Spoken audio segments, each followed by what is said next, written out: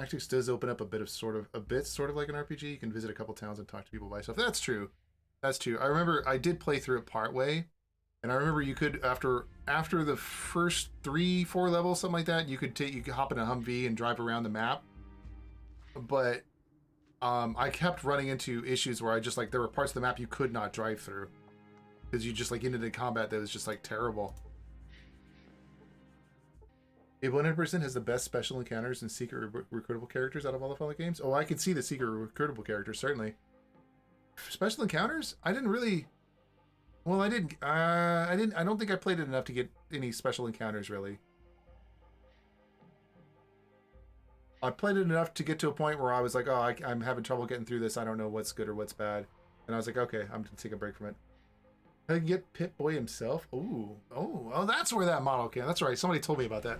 And Riddick. Oh, that's cool. Yeah, that's a 1990s movie, isn't it? Chronicles of Riddick? Yeah. No, not Chronicles of Riddick. Perfect Pitch Black? Perfect Black? Perfect Dark? No. Perfect Dark's a game. Pitch Black, I think, is the name of the movie. You guys will have to remind me. I don't remember what the name of the movie is. Chronicles of Riddick is the terrible sequel that happened. Actually, it had some cool action sequences, but it was a terrible sequel. God, the story was awful. But I didn't know they had Riddick in here. That's cool. I'll have to find that. Make a video about it. Stupid cheesy video. Pitch Black. Okay, in Chronicles of Riddick, yeah. Was Keith David in he might have been for a bit. Like he did it. I think he was the priest for like a scene or two, and then I think they killed him. Did they kill Keith David? I forget. But yeah, Keith David. I haven't seen enough movies with Keith David in it, actually. I mean, I'll grant he's not like the best actor out there, but he's got some pretty good one-liners for the movies he's been in that I've seen. Then it's at least passable. That's true. It's at least passable. I'll give you that. I'll give you that, man. So the movies that I have seen with of him are both. I think they've all been. No, I'm sure I've seen one that hasn't been one with him in it that hasn't been a okay, so They Live and The Thing, and I know I've seen at least another movie or two with him in it, but I can't think of what else.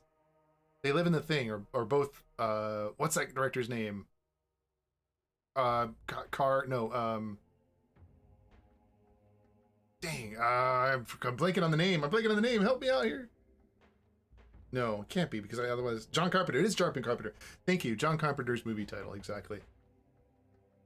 I knew it was Car something. John Carpenter. Yeah, I suspect that John Carpenter liked Keith David right along with Roddy Piper. And so he made a few movies with him, which was cool. But they both became basically movie stars, and I think Keith David has done a lot of TV series actually. He was in what's it called? I know exactly. I know. I know, dude. I gotta pull up the IMDb just to see for sure. He was in it, and what's this called? The Thing. Kurt Russell. Yeah, Kurt Russell. And another awesome John Carpenter movie, Big Trouble in Little China, also had Kurt Russell. Another awesome John Carpenter movie, Escape from New York, had Kurt Russell. Escape from LA is fun too, but it's not as good filmography wise as Escape from New York is. The visuals in Escape from New York are better, except for like the CG. But even then, the CG is yeah, I would say Escape from LA, arguably the CG might actually be worse than the Escape from New York CG. But anyway, The Thing plus They Live, The Thing He Lives, yeah. That would be an interesting sequel. It'd be nice to see some more stuff from John Carpenter, but is he making movies anymore? Escape from New York reminds me so much of Fallout, yeah. I really like the ending to Escape from LA. That's my favorite ending of the two Escape movies. Escape from New York's ending is good, but Escape from LA's ending is I just like that. Really, just the poetic, sarcastic. There's one other word I want to use to describe it. Ironic ending that they have there. It's just really cool. Reminds me of New Reno when he's going through those city ruins. Yeah, totally, absolutely. I think that was the idea. It might have been the idea. I don't know. If you like Escape from New York, you might want to try a little old game called Metal Gear Solid. Oh, it's so true. Solid Snake. Solid Snake. Solid Snake Plissken. Fallout 2 is so 90s in feel and aesthetic, even though it's supposed to be in 1950s. Well, I mean, if you ever watch a movie from the 90s, you can tell it's from the 90s. If you ever watch a movie from the 80s, you can tell it's from the 80s. If you, generally speaking, if you watch a movie from the aughts, you can more or less, it's kind of like a nicer looking 90s movie. But if you get a movie from the 2010s on, you can tell it's a 2010s on movie. You can tell.